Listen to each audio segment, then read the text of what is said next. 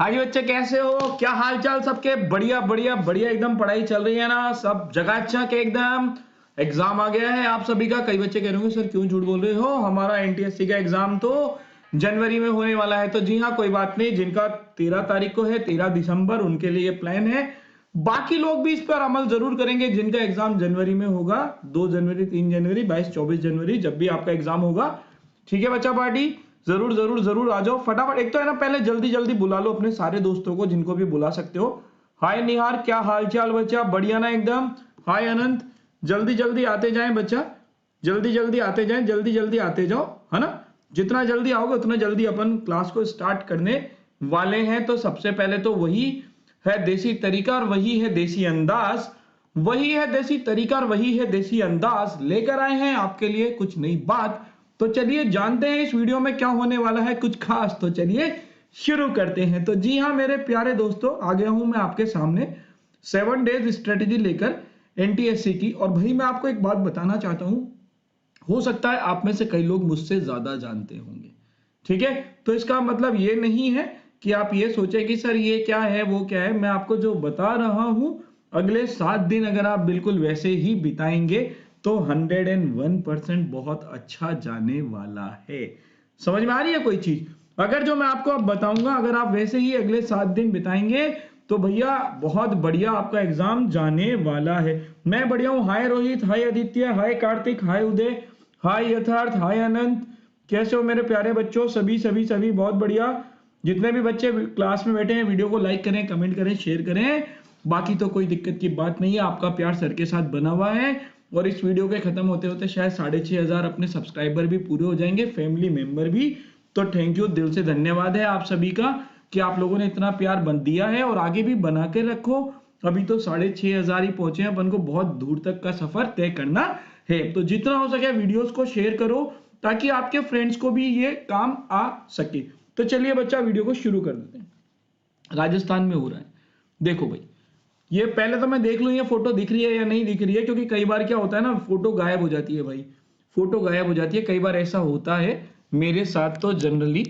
तो एक बार देखते हैं ये फोटो दिख रही है या नहीं दिख रही है, पहले दिख जाए फिर उसके बाद, क्योंकि थोड़ा सा पीछे चलता है ना ये। नहीं दिख रही, देखो नहीं दिख रही।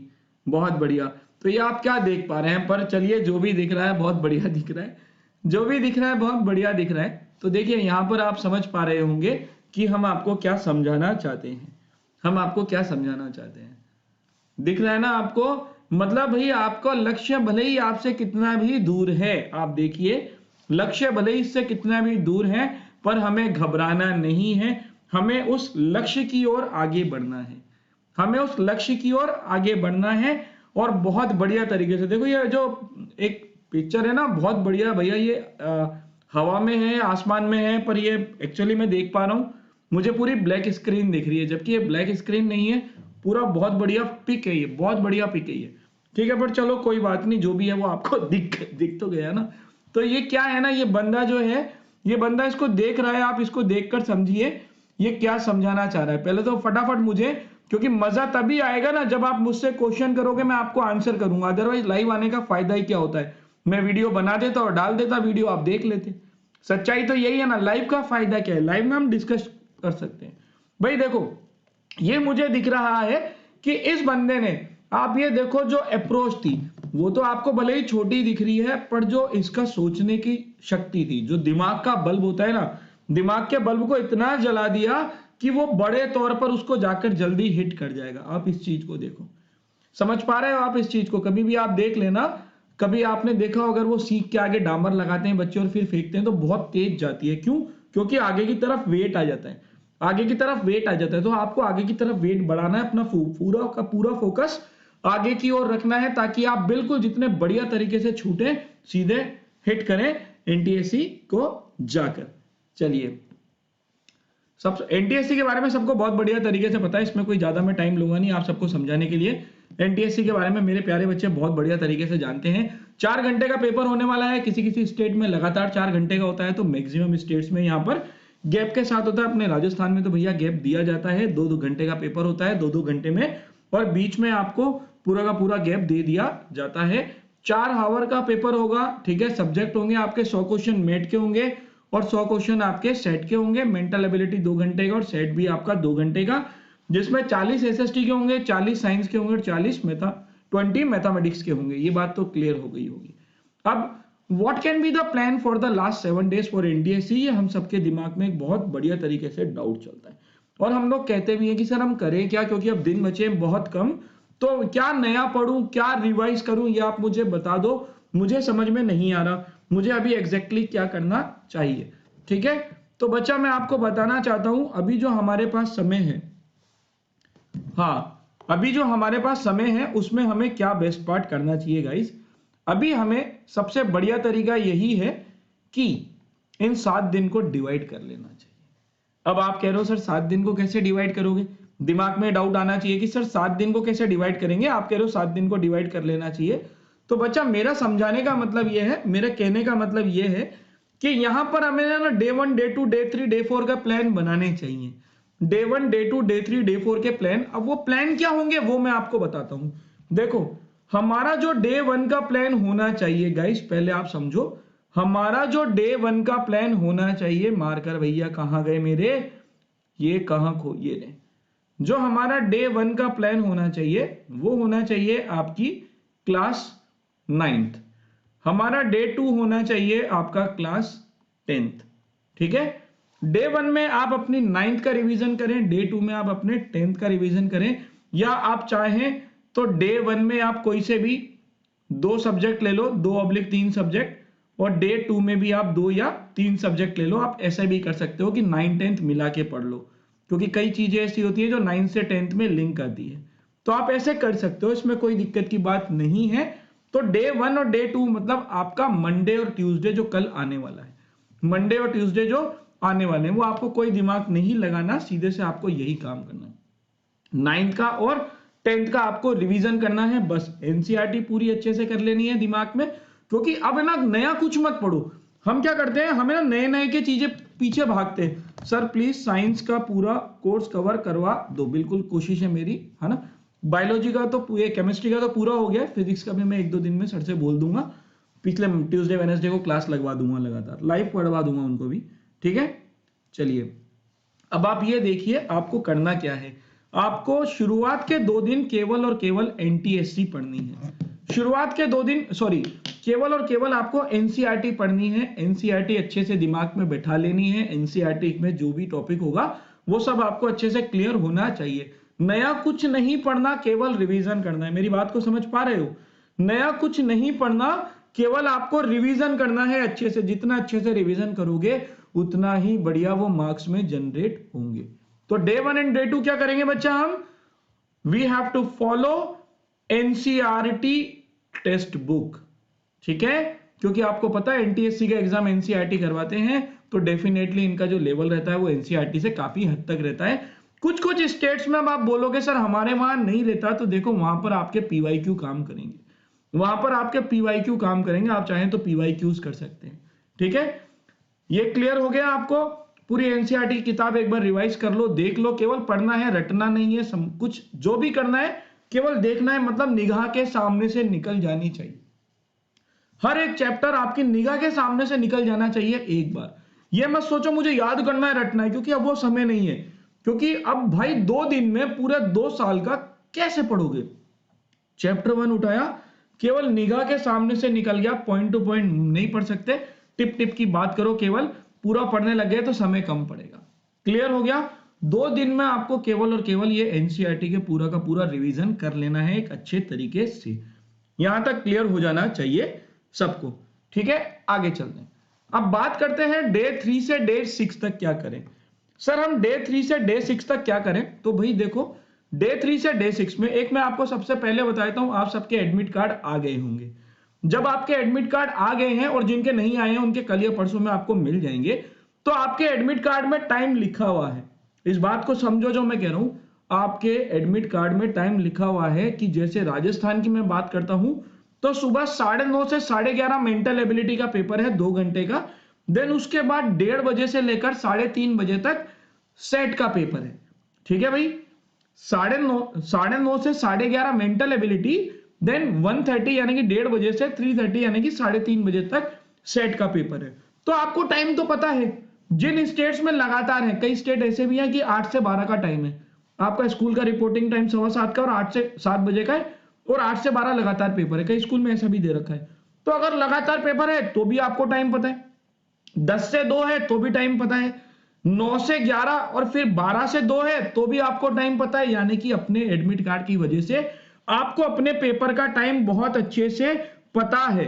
हाँ, जिनके जैसे हैं बता दिया ना मैंने निहाल, सबके अलग अलग हो सकता है, ये पॉइंट टू पॉइंट वेरी कर सकता है। देखो ये स्टेट वाइज वेरी करेगा क्योंकि ये डिपेंड करेगा अपनी अपनी स्टेट पे। कई स्टेट वाले तो एक साथ ही करा देते हैं, जबकि वो गलत है। मुझे ऐसा लगता है जब एनटीएससी खुद कहता है कि भाई गैप दो, तो हमें गैप देना चाहिए। भाई वी आर ह्यूमन बीइंग, हम इंसान हैं, बच्चे हैं छोटे छोटे से, इतना हमारे साथ जुल्म मत करो कि 4 घंटे का पेपर इकट्ठा ले लो। आज तक कभी हमने इससे पहले 4 घंटे का पेपर इकट्ठा नहीं दिया होगा। तो भैया आपको यही करना है, सिंपल सा लॉजिक है, आपको यहां पर अपने टाइम के अकॉर्डिंगली मॉक टेस्ट देना है, अपने टाइम के अकॉर्डिंगली। अगर मैं एक एग्जांपल के तौर पर बता देता हूं, समझने की कोशिश करना।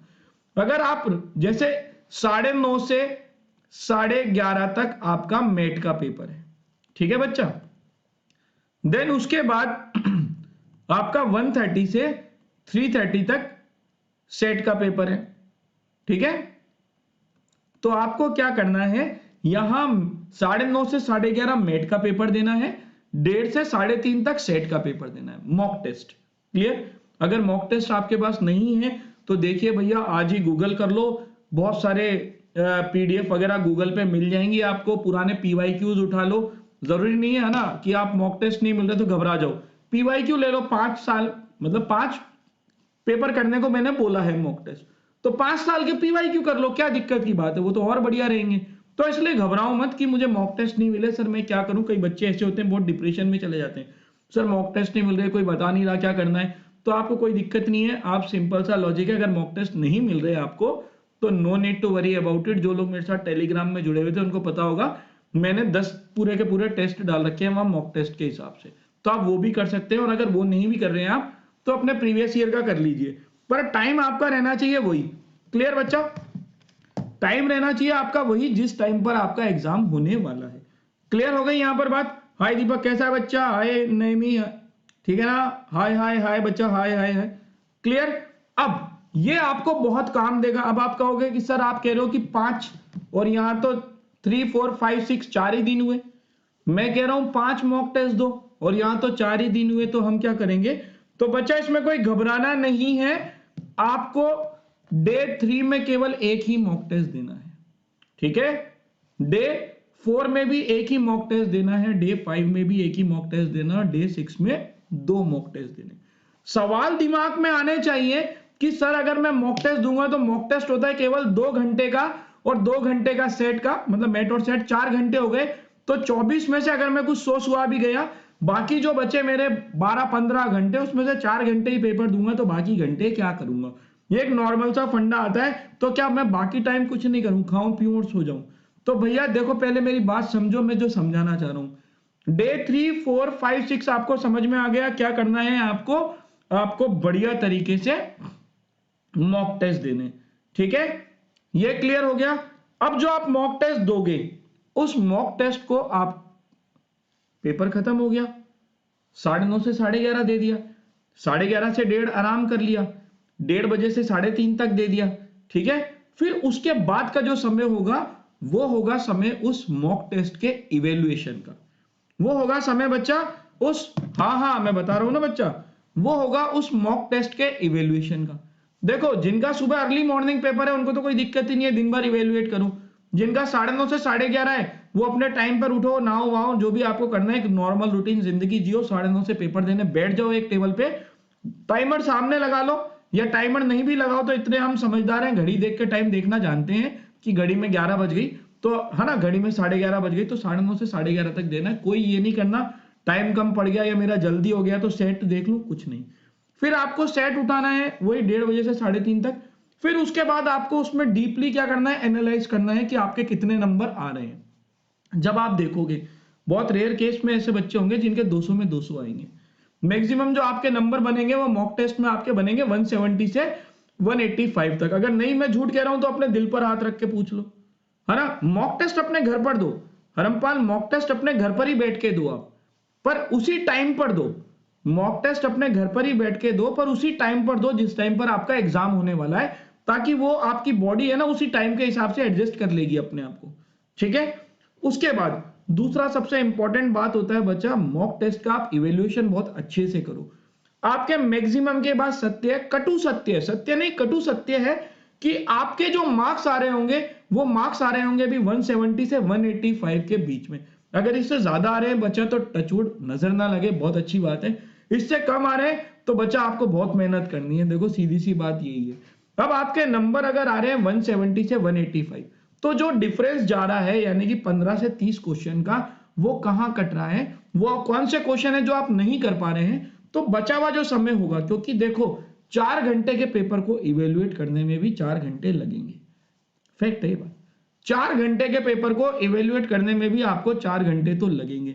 इस 4 घंटे में आप अपनी गलती ढूंढ पाएंगे, आप ये ढूंढ पाएंगे कि आपका कौन सा टॉपिक वीक रह गया है, ये ढूंढ पाएंगे। हम भागो मत। अभी क्या है, आखिरी समय पे बच्चे कहते हैं सर इंपॉर्टेंट क्वेश्चन बता दो, इंपॉर्टेंट टॉपिक बता दो, इसकी ट्रिक बता दो, उसकी ट्रिक बता दो, वो सब बेकार है भाई। अभी कुछ मत करो, 7 दिन में अगर ये सब करने लगे तो माइंड डिस्टर्ब हो जाएगा। तो अब क्या करा आपने, ये निकाल लिया मेरा ये टॉपिक वीक है, समझ में आ गया आपको, उसी दिन उसी टॉपिक को 1 घंटे आप पढ़ लो, उसी टॉपिक को जो टॉपिक आपके वीक निकले। जैसे आपके मैथ्स में एक टॉपिक निकल गया यार, इस तरह के क्वेश्चन नहीं बन रहे, तो उस तरह के आपने आर डी शर्मा या जो भी आपके पास बुक है, या आजकल तो बहुत बढ़िया यूट्यूब है, यूट्यूब पे डाला वो टॉपिक क्वेश्चन आ जाएंगे, सामने सॉल्व कर लो, सामने वही क्वेश्चन को सॉल्व कर लो, उसी तरह के क्वेश्चन को हर सब्जेक्ट में। तो जब आप 4-5 सब्जेक्ट होंगे तो आपके देखेंगे आप कि जो डाउट्स होंगे ना वो लगभग लगभग आपके 3 घंटे ले जाएगा। तो 4 4 8 और 3 11 11 घंटे ऐसे ही हो गए। तो भैया एक दिन में 11 12 13 घंटे की पढ़ाई बहुत होती है। समझ में आ गया यहां तक आपको? अभी तक मैं आपके पास 7वां दिन नहीं लाया हूं। डे 1 और 2 में मैंने क्या कराया है आपको, एनसीईआरटी का पूरा रिवीजन कराया है। जस्ट मतलब रिवीजन रटना नहीं है, निगाह के सामने से सारी चीज एक बार पिक्चर की तरह निकल जानी चाहिए ताकि रिकॉल हो जाएगी बस। 3 4 5 6 में क्या करना है आपको, मॉक टेस्ट देना है। 3 4 5 में आपको एक एक देना है, 6 को आपको 2 देना है।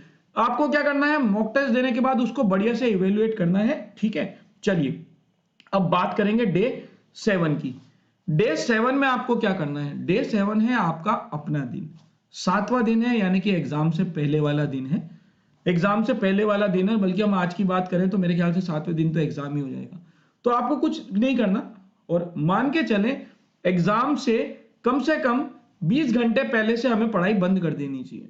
एग्जाम से 20 घंटे पहले से हमें पढ़ाई बंद कर देनी चाहिए, नहीं तो 15 घंटे तो मिनिमम आप मान के ही चले। अदरवाइज आपके दिमाग में वो जो आखिरी के समय की बात होती है ना, वो बड़ी अजीब सी होती है, उस वजह से सारी चीज उलझ जाती है, जो हमें आता है ना हम वो भी गलत कर देते हैं। तो आपको 7वां दिन क्या करना है, 7वां दिन बड़ा रिलैक्स करना है भाई। रिलैक्स करना है मतलब चिल रहना है, क्योंकि ये एग्जाम से पहले वाला दिन है। ठीक है, बढ़िया तरीके से अपना जो भी आपका डेली रूटीन है वो रूटीन आपको करना है। रात को जल्दी सो जाना है, सुबह जल्दी उठना है, एग्जाम देने जाना है। और इसी दिन आपको क्या करना है, एक बार अगर आपका सेंटर जो है अगर आपके घर से दूर है थोड़ा, तो विजिट करके आना है। इसी दिन आपको अपना सेंटर भी विजिट करके आना है, ताकि आप ये कैलकुलेट कर पाए कि आप कितनी देर में पहुंच रहे हो। उसी टाइम पे जो टाइम रहेगा आपका एग्जाम का, उस टाइम पे आप जाओ, देख के आओ आप सेंटर से कितनी दूरी पर हो। और अगर आप मान लो आपका सेंटर 100-200 किलोमीटर दूर है, तो मेरी एक रिक्वेस्ट है, एक दिन पहले ही चले जाओ, रिस्क मत लो। 100-200 किलोमीटर दूर है आपका सेंटर, तो एक दिन पहले ही चले जाओ। और अगर आप ही की लोकेलिटी में है तो उसको देख के जरूर आए। अदरवाइज होता क्या है, एडमिट कार्ड लेके आखिरी के दिन हम लोग ढूंढते हैं मेरा स्कूल का है, मेरा सेंटर का है, और फिर घबराहट हमारी बढ़ती चली जाती है। हम इंसान है यार, ह्यूमन बीइंग है, ये हमारे लिए अंदर बढ़ेगी, ये कोई बड़ी बात नहीं है। हम भी अभी कुछ काम करते हैं ना और वो काम नहीं हो पाता तो हम भी घबराते हैं भाई। तो आपका तो इतना बड़ा एग्जाम है, मतलब इतना बड़ा मतलब आपके लिए बहुत अच्छा एग्जाम है, बड़ा तो एग्जाम है ही, देखो सच्ची बात है, आपकी जिंदगी का पहला ऐसा एग्जाम है जहां पर आप नेशनल एक टैलेंट होने वाले हो। तो भैया क्या होगा कि आपके अंदर घबराहट बढ़ने लग जाएगी। इसलिए एक हम्बल रिक्वेस्ट है, ज्यादा किलोमीटर दूर है या दूसरी सिटी में, तो एक दिन पहले ही चले जाओ। नियर अबाउट के एरियाज में है तो आप विजिट करके आए, देखें उसको कि कैसा स्कूल है, कितनी दूर है, कितनी दूर आप टाइम लगेगा आपको जाने में। ये सारी चीजें आपको बहुत बढ़िया तरीके से याद रखनी है। अच्छा आप स्कूल में ही रहते हैं, अच्छा तुम्हारे स्कूल में ही है खुद में, तो बढ़िया है, फिर तो कोई दिक्कत की बात ही नहीं है आपको। तो अब कुछ टिप्स एंड ट्रिक्स मैं आपको देता हूं यहां पर, ठीक है। कुछ टिप्स एंड ट्रिक्स की बात करेंगे, अब देखेंगे क्या मैं आपके लिए टिप्स एंड ट्रिक्स लाया हूं। अब ये पहली जो है, अभी एक बार पिक आने दो क्योंकि शायद वीडियो थोड़ा पीछे चलता है, तो एक बार ये पिक आ जाए क्योंकि मैंने मोबाइल में भी चालू कर रखा है, तो मैं आपको बता पाऊंगा एग्जैक्टली ये क्या पिक है। फटाफट फटाफट फटाफट जल्दी जल्दी आ जाओ बच्चों, है ना। अगर आपके सामने ये पिक आ गई हो तो इसको समझने की कोशिश करें, ये क्या पिक है। अगर पिक आ गई हो तो समझने की कोशिश करो बच्चों।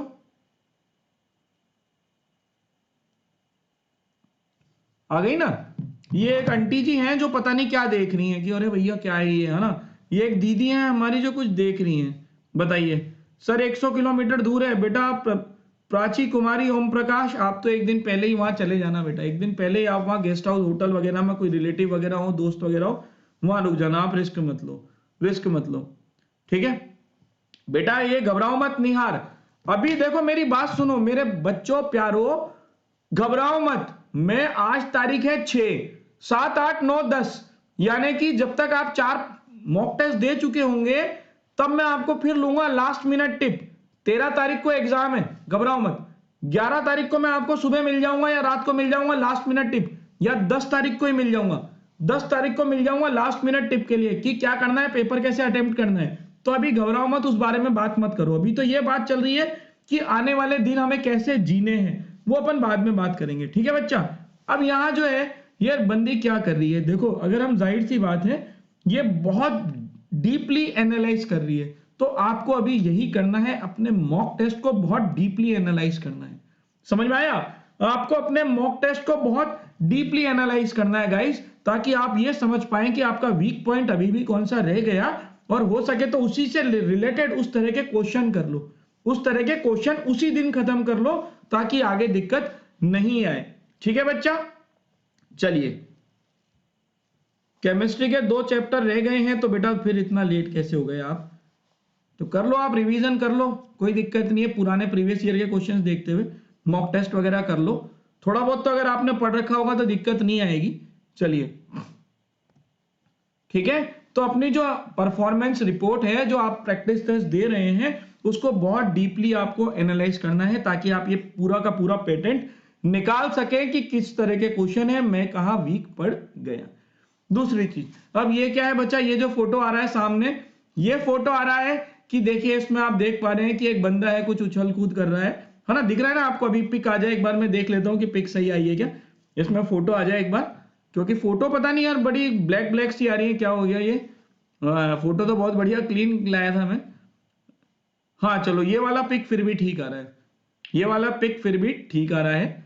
अब इसमें आप ये देखिए कि यहां पर आपको ये समझ में आ रहा है योगा कर रहे हैं, ठीक है, एक्सरसाइज कर रहे हैं, हेल्दी फ्रूट ले रहे हैं, तो आपको भी यही करना है बच्चा, आपको भी यही करना है। सिंपल सी बात, ये जो 5-7 दिन है अगर आप अभी तक नहीं करते हो तो थोड़ा जल्दी उठने की कोशिश करो, रात को जल्दी सोने की कोशिश करो, 11, 10:30, 11 बजे तक सो जाओ, 10:30, 11 बजे तक सो जाओ, ताकि सुबह आप 6, 6:30 बजे उठ जाओगे। 6 बजे तो उठ ही जाओ, देखो 11 बजे सो के 6 बजे उठना बहुत अच्छा है, मेरे हिसाब से कोई दिक्कत की बात नहीं है। ये मत सोचो कि मैं 9 बजे ही सो जाऊं और 4 बजे उठ जाऊं, नहीं, आप 10:30 और 11 सो जाओ, 5:30 और 6 उठ जाओ, बेस्ट है, बेस्ट। क्लियर है बच्चा। तो अभी जो समय है, मतलब वो कहते हैं ना कि जैसे दुल्हन होती है तो शादी से पहले उसका कितना तैयार किया जाता है, अरे दुल्हन है दुल्हन है, दूल्हा होता है उसको कितने मतलब तैयार, इनफैक्ट दूल्हे को भी हल्दी वगैरह लगाई जाती है कि भैया दूल्हा है, घोड़ी चढ़ेगा और ये है वो है वॉटेवर भी। तो बिल्कुल अभी इस समय आप ही दूल्हे दुल्हन हो भाई, ये मान के चलो आप, ठीक है। तो आपको अपना बहुत रख रखाव करना, कोई दूसरा आपकी केयर नहीं करेगा। हालांकि देखो मैं आपको एक चीज बता दूं, हमारे जो माँ बाप होते हैं ना वो हमारे लिए ही जीते हैं। अगर आप उनको ये बोलोगे कि मैं सो रहा हूं, आप मुझे सुबह 5 बजे उठा देना, तो भैया वो 4:30, 4 बजे उठ जाएंगे, आपको 5 बजे उठाने के लिए गारंटी है ये। और वो 4 बजे उनकी अगर आंख खुल गई ना तो 4 बजे से 5 बजे तक जगे रहेंगे कि मेरे बच्चे को, मेरी बच्ची को 5 बजे उठाना है। तो भैया सबसे बढ़िया अलार्म मम्मी पापा होते हैं, मम्मी पापा को बोल के सो जाया करो कि 5:30 उठा देना, 6 बजे उठा देना, वो पक्का आपको उठा देंगे, गारंटी है। फिर भी आप चाहो तो अलार्म खुद भी लगा लेना, मना नहीं कर रहा, ठीक है। तो आपको क्या करना है बच्चा, अभी इन 6-7 दिन रात को 10:30, 11 बजे सो के सुबह 5:30, 6 बजे उठना है। बढ़िया एक्सरसाइज करनी है। एक्सरसाइज मतलब ऐसे नहीं जिम विम करने लगे, मेडिटेशन करना है। मेडिटेशन करना है थोड़ी देर, 10-15 मिनट छत पे जाके बढ़िया तरीके से, और एक नॉर्मल योगा की एक्सरसाइज करनी है। अपने वो एक्सरसाइज नहीं करा कि अपन गए और वो रॉड करने लगे और वो डंबल उठाने लगे, जिम नहीं करनी। There is a difference between gyms and aerobics वगैरह, है ना। तो आपको नॉर्मल योगा टाइप एक्सरसाइज करनी है जिससे आपके हाथ पांव खुले बस। जाहिर सी बात है, मतलब जितना आपको स्ट्रेस फ्री रखना है अपने आप को, स्ट्रेस फ्री इसी से होंगे। हमें कोई वहां नहीं जाना बॉडी बिल्डिंग करने अभी। आप नॉर्मल एक्सरसाइज कीजिए, हाथ पांव खुल जाएंगे थोड़ी सी। चाहो तो अगर आपको ऐसा लगता है घर के आसपास का वातावरण अच्छा है तो आप 15-20 मिनट की जॉगिंग करके आ जाओ, कोई दिक्कत की बात नहीं है। खाने पीने का विशेष ध्यान रखें, जितना हो सकता है आप रोज 5 रोटी खाते हो तो 4 खाओ। ज्यादा खाओगे तो ज्यादा नींद आएगी और दिमाग में कम समझ में आएगा, ये बात फैक्ट है। ज्यादा खाओगे तो ज्यादा नींद आएगी, आलसी टाइप हो जाओगे और नींद भी ज्यादा आएगी और कम भी समझ में आएगा। तो अगर आप रोज 5 रोटी खाते हो तो 4 खाओ, 4 खाते हो तो 3 खाओ भाई। ये लिटरली मेरा पर्सनल एक्सपीरियंस है, ठीक है।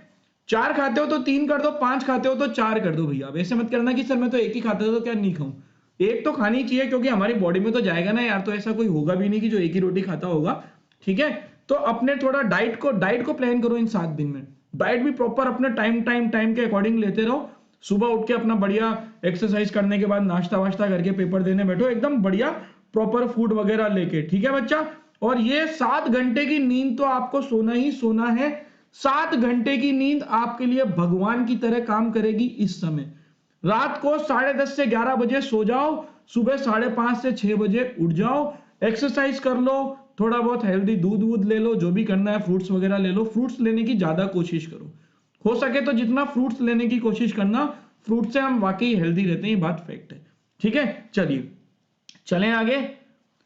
सो take care of your health, ये बहुत इंपॉर्टेंट टिप्स है भाई, मैं सही बता रहा हूं। इन 7 दिन तो आपके ब्रेन तभी हेल्दी रह पाएगा जब आपकी प्रॉपर नींद होगी, क्योंकि प्रॉपर नींद होगी तो आपका माइंड रिलैक्स रहेगा। सुबह उठ के आप मेडिटेशन करोगे, योगा करोगे, एक्सरसाइज करोगे तो वेन्स में ब्लड का सर्कुलेशन बहुत बढ़िया होगा, तो पूरा बढ़िया जिंदगी चलती रहेगी। समझ में आ रहा है ना बच्चा, समझ में आ रहा है। ये चीज आपको बिल्कुल बढ़िया तरीके से रखनी है।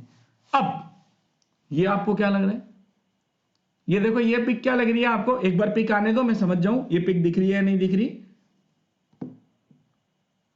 Thank you thank you thank you. देखो देखो ये पिक क्या आ रही है, अब सोचो सोचो बेटा सोचो, क्या समझ में आ रहा है आपको। हाँ ये दिख रहा है ना, ये जो आपको ब्लैक ब्लैक दिख रहा है, इस ब्लैक के अंदर लिखा है डोंट नो, ठीक है।